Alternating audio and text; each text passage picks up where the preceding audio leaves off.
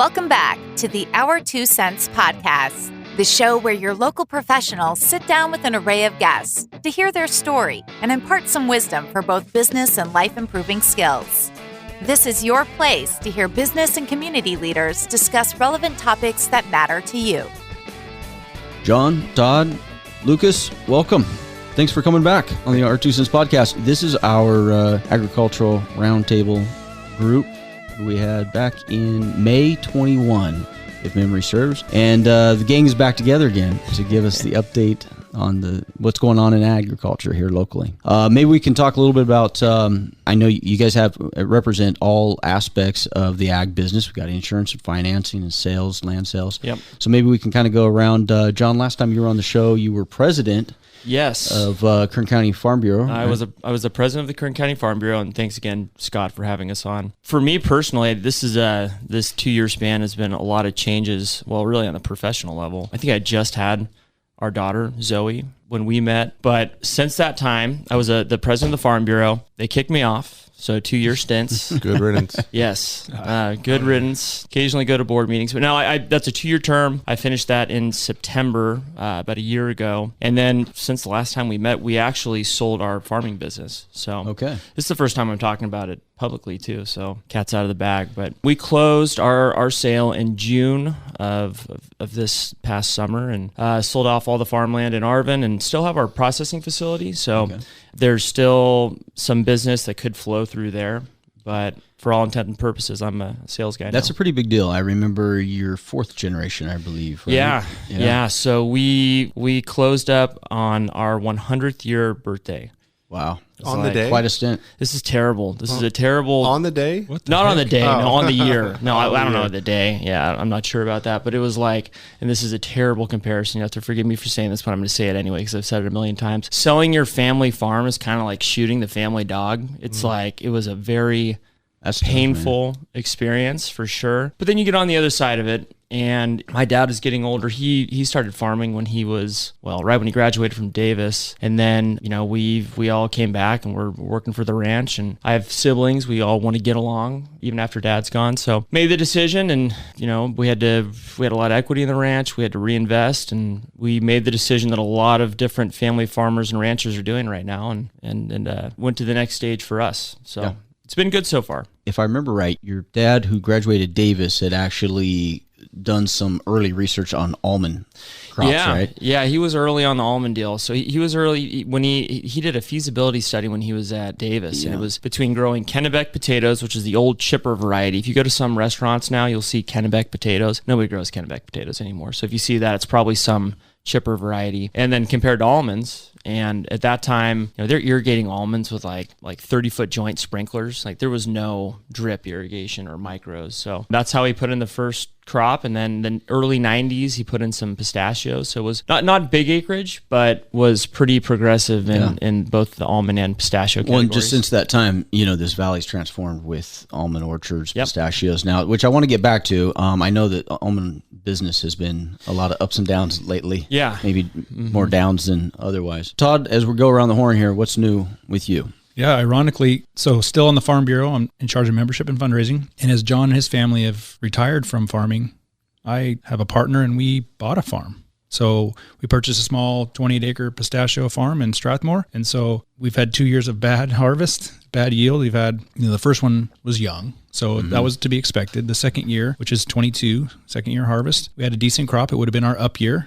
But a lot of my growers and a lot of the producers in the valley suffered frost and high heat in a very small window of time this year. And so their yields were significantly off. And we were susceptible to that. Our pistachio block is too young to even insure, so I can't even participate in the programs that we offer. I think I'm the first of my family to get involved in agriculture and the farming side. So it was something that was intriguing to me and an investment opportunity. And maybe that we'll have more acreage down the road. Well, and I'm sure, John, your family can attest to all the ups and downs over the last 100 years, right? Yep. It's not a straight line, so that is to be understood. Lucas, what's new?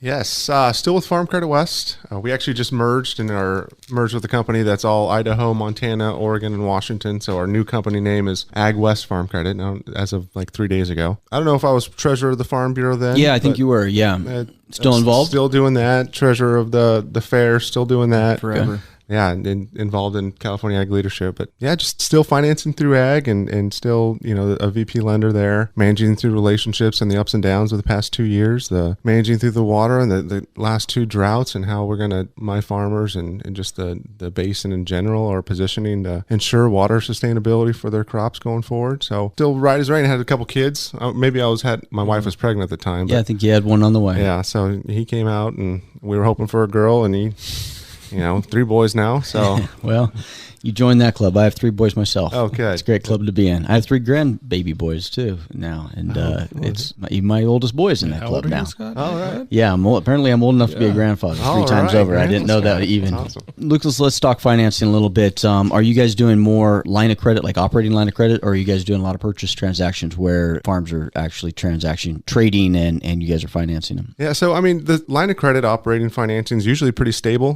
The farmers that are farming, usually they're just continuing to farm. Transactions are based on what's going on in the market. The long-term lending, we do both. And a couple years ago when rates were low, there's a lot more transactions. Now, as your viewers or listeners may know, that the Federal Reserve has raised interest rates pretty aggressively, probably the most aggressive raising of interest rates in a short amount of time ever. And so there's been just a large spike, and we get our funding from the same sources. And so basically our cost of funding has gone up, and we just pass that on. So it's gone up 4.25, just like prime rate has gone up that many times collectively over the past year. And so it's more expensive. And so, if a farmer is considering either buying or even selling, I think that takes into account the cost of that financing. So it is kind of slowed down. So the price of that financing has really slowed down or contributed to it slowing down a little bit. So right now, just still working on, a lot of investors are coming in and buying some of the land as the smaller farmer sees all the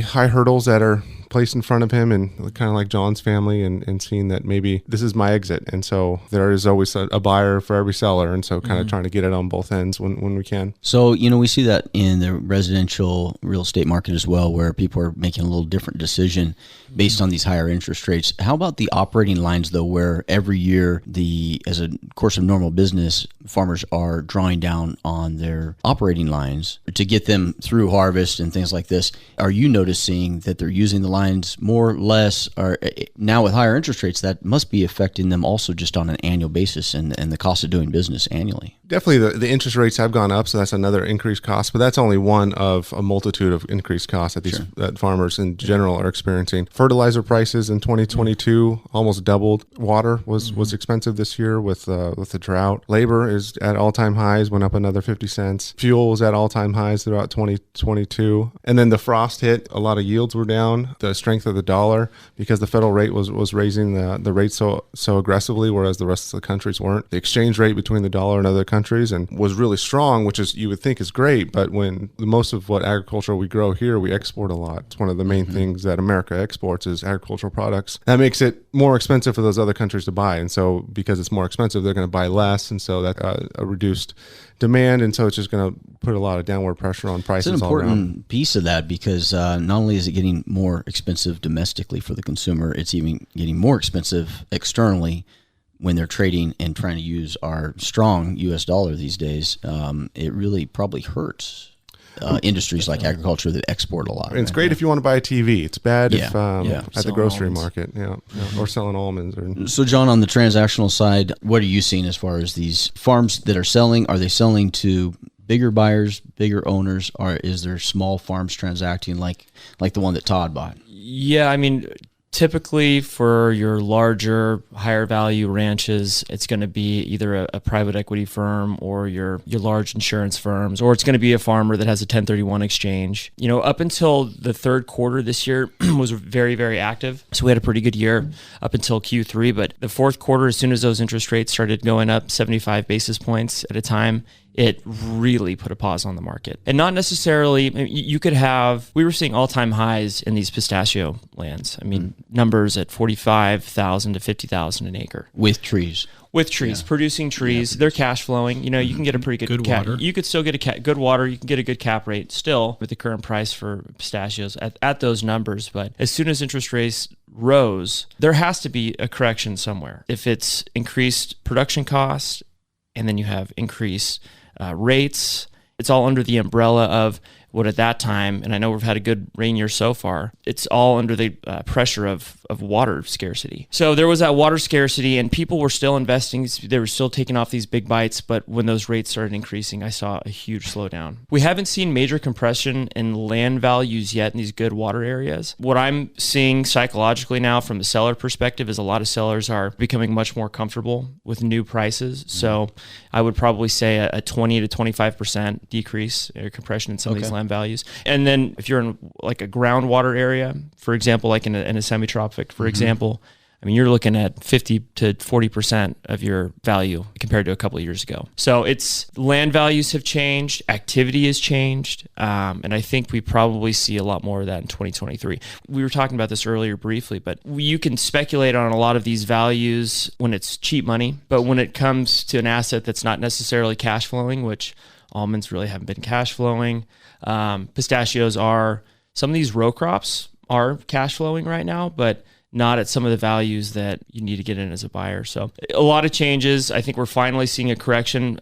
I would say with my farmer hat on, probably a needed correction, but 2023 is going to shape up to be an interesting year. Do you think that pistachios eventually follow the same sort of cycle that almonds have now that they've become such a popular thing? I mean, this is a cyclical business. Yes. Yeah. At some point, I mean, it's a case study in supply and demand agriculture, whether it's cotton or potatoes or carrots or anything else, it will at one point have its day in the darkness. And when that happens, people much smarter than me and data rooms much better than mine can figure that out. But I think we're a couple of years probably. I think it was a farmer who told me that that farmers as a whole can ruin profit margins better than anybody because they end up finding those and then. Well, and farmers are so good at producing now. I mean, you go from these, if you look at average returns on almonds, I mean, 5 years ago, 2,000 pounds would have been great. Now 2,000 pounds is average or below.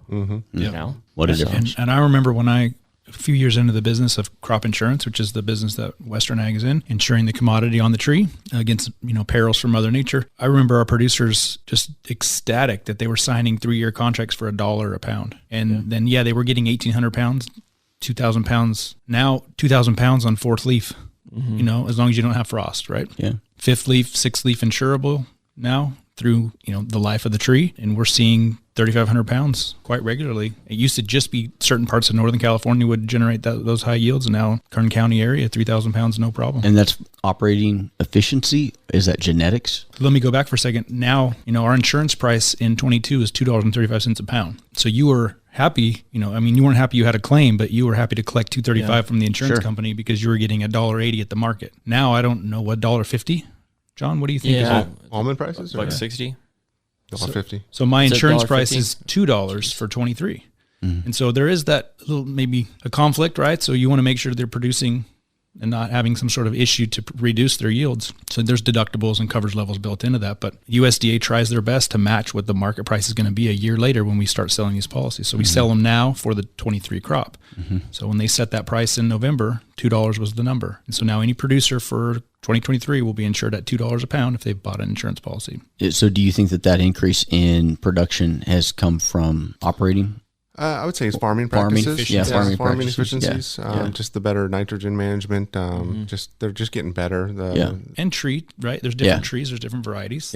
For the area. Yeah, even the Monterey nonpareil, which has been around forever. I mean, they were still around 10, 15 years ago. They were producing, 2,000, 2,500 was a good yield, and now they're pushing 3,500. The prices of almonds the past couple of years has been depleted. I mean, the exchange rate and everything, it's been under $2 for the past 2 years, which was almost unheard of. Our long-term prices that we're using to underwrite credit, $2.25 for the longest time, and now $2, and now we're, kind of keep creeping down as the prices keep going.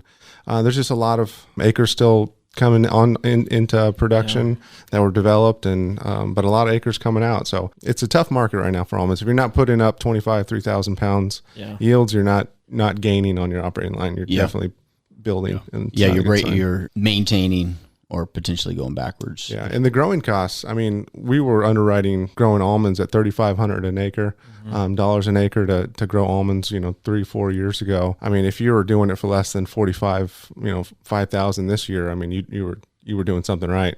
Wow. That's just how much it's gone up. Just those costs as I was mentioning earlier. Does that include debt service? No, that's just on the budget that they provide. The profit is used to service the debt. It's kind of how we calculate it. Todd, over the last couple of years, what were the big success stories from an insurance perspective in crops? So in other words, what crops did not need any insurance coverage due to weather and things like that you cover, as opposed to those you mentioned pistachios had a pretty rough time. Was that across the board or was that just regionally? I would say 22 has been one of the worst years in my 20-something years in crop insurance as far as quantity of claims and size of claims. Our loss ratios will be problematic in California. Nationwide, I don't think we'll have a problem being over 100% nationwide. California was detrimental. From sugar beets in the Imperial Valley, alfalfa seed, the prices were really high for alfalfa, which is good for the producer, but cotton prices were high as well, which is unique because, a few years back we were seeing $1.10. Now it's like $1.70, maybe even a little above that. But yield-wise, a lot of the commodities, tomatoes, onions, grapes, table grapes, wine grapes having frost as well, almonds, pistachios, we had a lot of claims. And even orchards that are going to be removed because they won't have enough water supply going forward. So Sigma is an issue. You'll have blocks removing a certain portion of the ranch to have enough water to irrigate the remainder. Those are all acres that are being taken out of our supply. Yeah, is that comes something? out of our ability to survive as an insurance agency. If you're trying to loan money onto to that farmer and he has less acreage, it's a problem. And the same with trying to make a transaction. If a piece of ground has now come out of production forever, gone into a solar farm. Yeah, that value has just changed completely. So on the waterfront, is that something that's insurable for changes in water or expected levels versus actuals? Yeah, so our policy has provision built into it that's failure of irrigation supply or failure of irrigation equipment. Failure of the supply, the delivery, or the equipment for that year if you're relying on a well. And that's a year-by-year basis, right? So if your well fails mid-crop year, that's a covered peril for a weather-related reason. So drought, excess heat, your well starts sucking, the water table's dropped enough so you're not retrieving the amount of water that you would normally have. And water delivery, so if you had a 50% allocation, you expected 50% allocation when you planted your cotton, and the allocation drops significantly and you end up with 5. There's 2 ways of going about that, whether it's a prevent plant claim for acreage that you didn't end up planting or a production-based claim if that water deliveries cease mid-crop year. That changes when you try to renew the next year, on a perennial crop for, like, let's say pistachios or almonds. If you were to lose that well midstream, you better have it fixed before you try to buy insurance for the next year because you wouldn't have an expectation to be able to irrigate those orchards, right? Good point. Or that allocation that's being delivered, that ground has to be in that district or receiving the allocation. So you have to make the assumption that when you're starting your new year, that you would have the same expectation as the previous year. Mm-hmm. Unfortunately, our new 100% allocation is more like a 50, 55 at best. Yeah. And then last year, I think we were at 5. So everyone was getting a 5% allocation unless you were buying excess water that someone didn't take. That's a problem, right? So that is a real problem. How are you growing almonds and making a 3,000-pound yield if you have low delivery water supply and you're pumping groundwater? And after a couple of years of pumping groundwater here in the valley, you end up pumping not the greatest groundwater. Yeah. And you don't have the district allocation to dilute that or supplement that to make it not be so bad. And then you're not getting rain to help push down the salts on the roots. It continues to get worse if we don't have more rain. Thank the Lord we're getting some. We are getting some. But you're still paying 100% of your... You're still paying for that your water. 100% allotment. Yeah. Even if you get 5%, you still pay your 100%. Wild. It's not a good deal for the farmer. It's long-term contracts they signed back in the 60s. Yeah, no, we talked about that last time too. And you guys painted a pretty bleak picture over the last couple of years. From that last time we all got together, and I remember us kind of laughing about it. Is there anything positive? It was kind of hard to come away with anything real positive on the outlook. So how has that kind of played out? We've talked about all these costs going up. Is there a bright side that's happened over the last couple of years since we started talking about? I think it's next year already.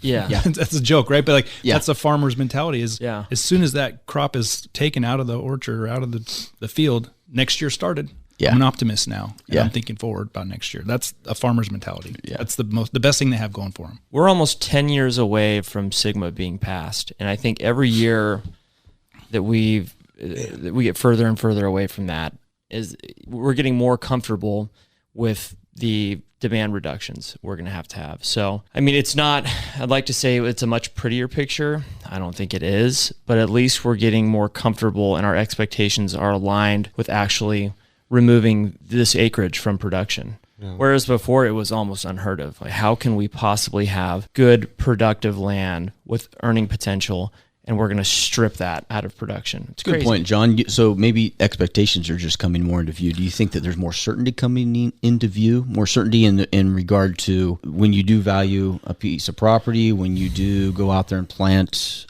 trees, perennial crops that don't even yield for the first 2 or 3, 4 years? Are farmers able to hit that moving target a little better now than they were maybe in the last 3 or 4 years? I think that you have to have, again, set your expectations in the right place, and that you have to have good partners. So, you have to have Todd as a good partner in your insurance, or Lucas as a good partner as your banker, because they're going to understand exactly what they're lending. Like, from my perspective, if I've got a buyer who's going to purchase a property, he or she needs to understand exactly what they're buying.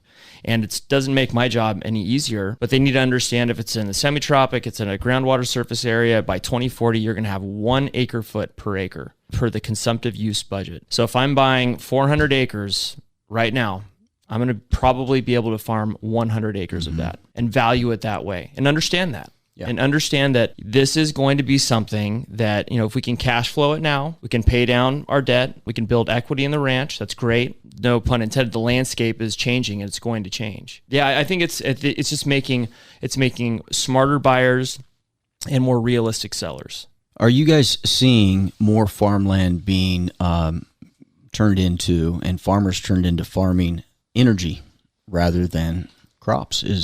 Is it realistic at this point to put solar farms in on that fallow land? We're seeing that. We're even seeing producers removing their orchards and selling the water. Yeah, there's a lot of that going on. If you drive up 46, you'll see a bunch of solar fields out there, and they're popping up here and there. But, the SGMA, when it was passed in 2014, Sustainable Groundwater Management Act, it was a 26-year roadmap. And so we're on year number 9. Mm-hmm. So we still have that many more years to become sustainable. And so I think everyone has just realized and gotten to know it, and maybe got a little more realistic view on it. The economics of it have flown through to the resale value of those properties that don't have the good situation. So you're talking white land area, groundwater areas, groundwater districts that, you were seeing these properties sell for $15,000 an acre, open land, and now they're less than 10. That's basically that farmers, the appreciation of farmland was based on how much money you can make with it. It's based on, it's not like a house where you get to live, and that's like, you have to make money, then make your payment. Yeah, you have to make the money on the thing you're buying with farmland, and so that really affects the willingness for people to buy that property. Am I going to be able to make this land be able to service its own debt that it's purchasing? So that's, the economics aren't there, and you're seeing it a lot on the two. There's 2 markets right now. There's good water land market, and there's water with not so good water market. And definitely the stuff with good water is still staying high, still maintaining really high margin, but it's not selling much. Not many people are going to let that go, because they're expecting everyone that's in those kind of less good water areas to have to cut down 3/4 of their trees or whatnot. And so if there's a reduction in supply, there's going to be an increase in the price if demand stays the same. And so everyone that has good water is basically holding tight. So there's not many people offering that for sale. And if it is, you're still seeing $45,000 an acre transactions on property with water.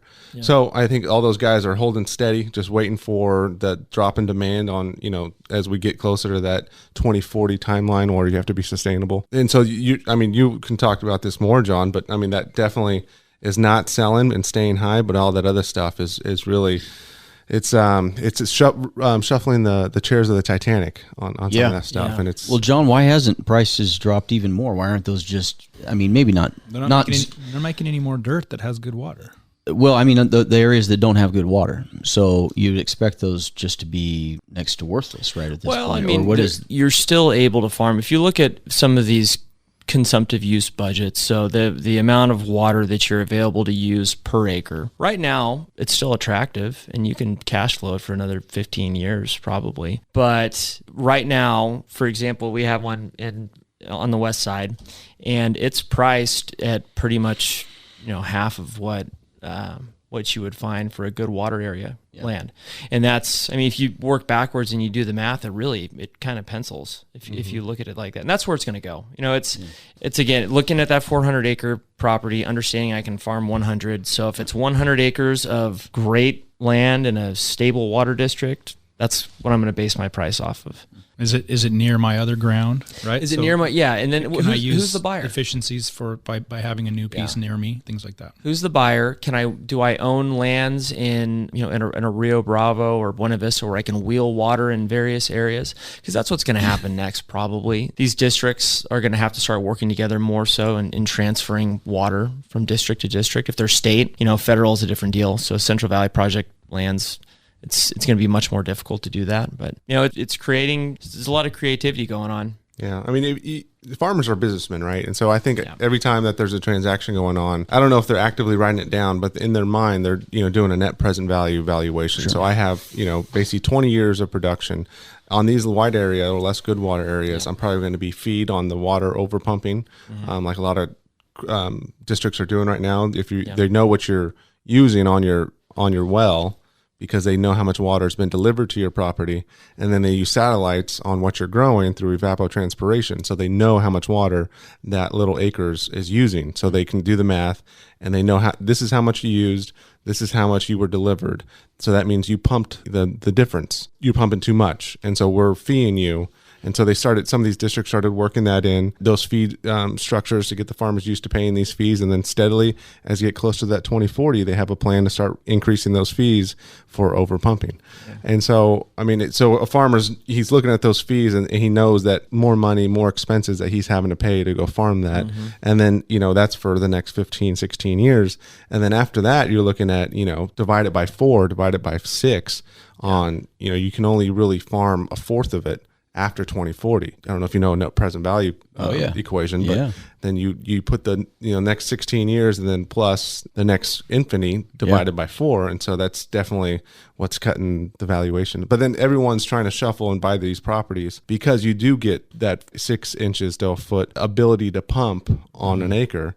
So you're kind of wanting to, buy that land to fallow it so you can take that water and bring it over to your current, pistachios, your current almonds, most likely pistachios, because you don't take pistachios out. Almonds in 20 years, you can yank them out. So you're still looking at that 2040. Maybe you'll plant one more planting, but by the end of that planting, because they live about 20 years, I'm going to have to be taking that out and maybe then I'll fallow it. Yeah. But for a guy who's got a lot of pistachios, he's starting to have to strategize. I need to buy so many acres. I need to basically buy 6 acres to farm my 1 acre, or 4 to 6 acres to farm my 1 acre. And so he's out there still looking for that land. So whereas it, if it didn't have that ability to use, that market of a groundwater credit value, it would probably find its real true value, which is basically a quarter of what everything else is, but it still has that ability to use that onto their existing farmland, and a lot of motivated farmers trying to strategize and go buy that. Right now, it's still staying a little elevated than probably where it would be if you did not have that groundwater credit. It does sound like it's finding that value, though,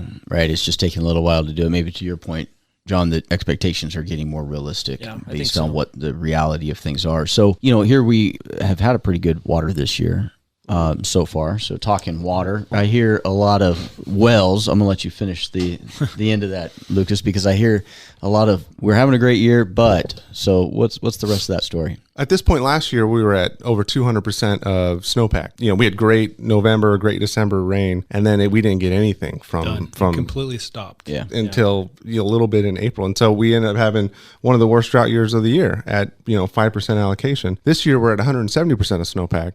So it looks great, but you're looking right back at the last year and being like, well, maybe it all depends on the next few months on regards to water and how hot it gets. So we get good snow. So snowpack's important, right? So it's not just a bunch of rain. Rain's temporary. It's great for today, but it's gone. The snowpack, hopefully it stays cold and it stays where it needs to be for as long as we can, and to sustain a longer term delivery system instead of just it melts off by January 15th and gone. It's all out in the ocean, right? Yeah.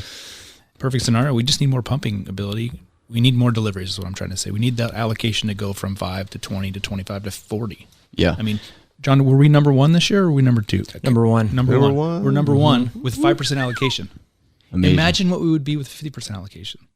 It's amazing. Just it's unbelievable, right? How are we surviving with 5% deliveries? we're pumping like crazy, unfortunately. Well, so on one hand, I'm hearing from you guys that everybody's getting their heads wrapped around what Sigma and self-sustainability is bringing. On the other hand, there still is a little bit of hope that somehow the allocation does go up over time. Or how about just the ability to bank water other than snowcap, right? So snowpack. So snowpack's kind of like that battery that's charged and ready for us for the rest of the season. It's sitting there ready to come out of the mountains. Isn't there another way to store that in kind of a battery form which I guess is underground aquifers, right? Yeah, it's water banking. So you've got facilities. Kern's one of the like best, Kern, right? Yeah. Kern's one of the best at that. Yeah, I mean, we're at the bottom of the valley. We have a lot of soils that can take water. So whether you're in Arvin Edison or the Kern Water Bank, I mean, we have soils suited to actually percolating water into the underground. All of this is dependent on surface water deliveries and a reasonable and I want to say just allocation, because in 2017 we had one of the wettest years on record and we got 85% of our deliveries. There's no reason for that. There's no reason for that. We need this, and we're all going to say right now, and this isn't a jinx, that this rain year is going to continue, this water year is going to continue. It's going to be one of the wettest years we've seen in the past 5. But when that water starts moving through the aquifers, when it starts going down the Friant Kern Canal, we need to be able to utilize all of it. And it's tough right now because there's a lot of competing interests over it. You know, I think there were groups trying to make strides. There's Stanford Water in the West has a group that Tim Quinn is putting on. He used to run Aqua, and he's been trying to herd cats for the past 3 years. And it's really hard to do. I mean, you've got all of the DACs, the disadvantaged communities, the water managers, the farmers, the environmental groups, and even getting us to agree on a term sheet has taken 3 years. So getting reasonable expectations on what we can move through the Delta and move down south is our next challenge. I hope that we're getting there. You know, at least Frank Kern, they've started construction on the canal. You just hope that they can repair. Yeah, but I mean, as far as land and the expectations of farming go, I think that we have to stay on the same course that we're on now. I mean, California is one of the last states in the West to have any sort of groundwater regulation. Sigma, per everything that California does, is a knee jerk, and they just kind of fumbled the ball as usual. But it probably needed to happen. So it's just doing so in a realistic way that doesn't hurt too many people and strip a bunch of equity from people that put their lives into farming and all of their money into farming. Well, they're so multi-generational, you know, like you were 4 year. I mean, there's seventh generation farmers, you know, so it's devastating to see that. And my business is all about trying to keep that farmer farming as well from year to year. So we can't just have a producer who relies 100% on their almond production that's sold to end up with a 20% crop from frost or from some sort of other weather event. And, you know, how are they going to pay off their bills? How are they going to pay off the bank line? How are they going to pay their labor, right? And pay their employees. So, you know, our business is to keep that farmer farming. Problem is now we have all these other outside factors that are making it harder for the farmer to continue that legacy. After 22 being such a tough year in the insurance business, will you see rates go up? Will they? No. So the neat thing about our programs is they're not just a private policy. There are private policies that we offer, but our programs are sold to, they're USDA programs. Yeah. So they're based on a nationwide loss ratio. They don't let one district or one community or one county or one zone, one state affect the loss ratios immediately. It's a 7-year, 8-year time frame that they look at loss ratios to determine rates. It's discounted and subsidized, right? There's our taxpayers are subsidizing the policies for the producers. There's reasons for that, right? In John's situation, they chose to stop farming. But if you're a farmer and you're losing your farm because you can't make the payments, someone's not stepping in tomorrow to replace them. Right. And so we need that national security of having these farmers continuing their operations. Crop insurance is there to do that, right? So Midwest, corn and soybeans. On the West Coast, we're considered specialty crops, grapes, table grapes, tomatoes, etc. We need those fresh fruits and fiber delivered to our constituents. Very true. Lucas, in the residential world, a lender won't even make a loan on a property that doesn't have an insurance policy with the lender named as additional insured and the works. Will you make loans? Is crop insurance an optional thing out there for farmers to be in with the decision left to the farmer, or when the lender comes in, do they insist on it? I mean, it depends on the lender. I mean, it's a function of all the little tools that I could use to underwrite a loan, right? So if it's maybe a little higher loan to value, maybe we're going a little bit higher than we usually go. We may require crop insurance with us named. If it's a strong lender that's got great net worth and great, ancillary land that's producing, we don't use those tools as much. We can take assignments directly from the marketer, like the almond marketer. So the almond marketer is sending us directly the money. There's all sorts of tools that we use, and it really just depends on the individual farmer and kind of what his situation looks like, which is what's great about ag lending. It's complicated because there's a lot of things going on, but it's also you just have a huge Swiss Army knife on different things and different options that you can do. And then it's so specialized in farm credit. That's all we do is ag lending. So there's, 300 employees just working in California, Arizona, all sorts of lenders everywhere. So I'm a vice president, but there's like 60 vice presidents. And that basically just means you're as top as you can go as far as knowing all these tools that you can do to make a loan. And I got all those resources. I can get on the phone, call someone like, hey, what would you do in this situation?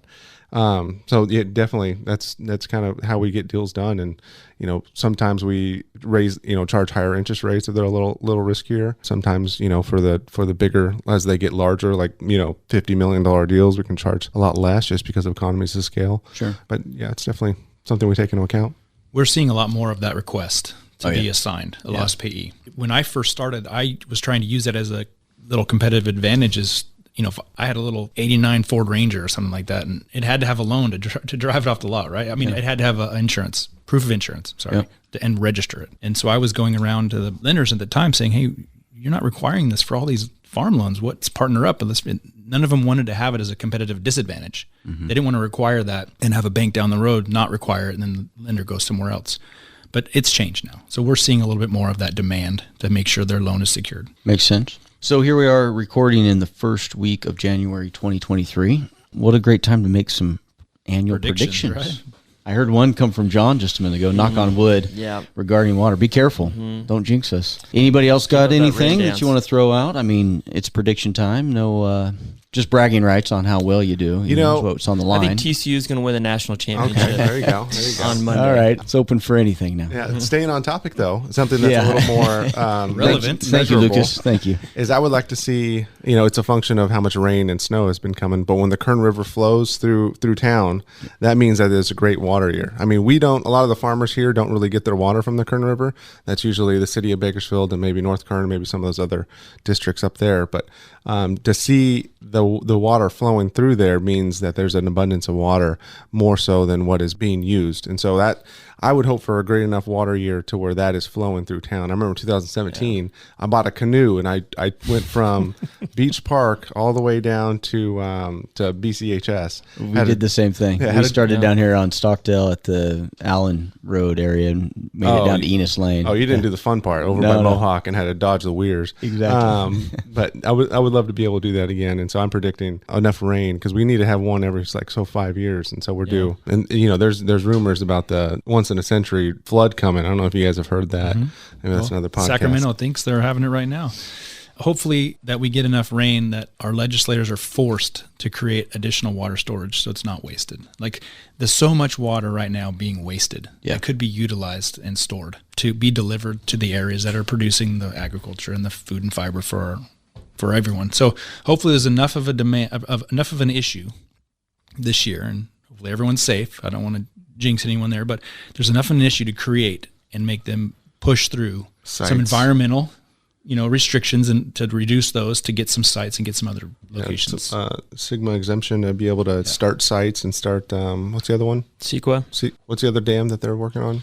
Oh, not sites. Is it sites? Sites, and what's the other one? There's another one. They wanted to raise Shasta. Raising Shasta. They're working on not working on Pine Flat. It's sites that you're thinking of. And then even Lake Isabella, they've been working on that dam forever. So that dam could get finished and we could store more water. For giant reservoir. For most of the listeners that don't know, a lot of the agriculture here, most of our surface water comes from the Delta out by San Francisco, out over there, and it's traveled here by canals. And so because of a lot of environmental concerns, they haven't been bringing it because it's endangered species that are getting involved. And so they're just letting it go all out through the bay. Despite the contractual obligations. Just going out into the ocean and then being, just mixed with the salt water.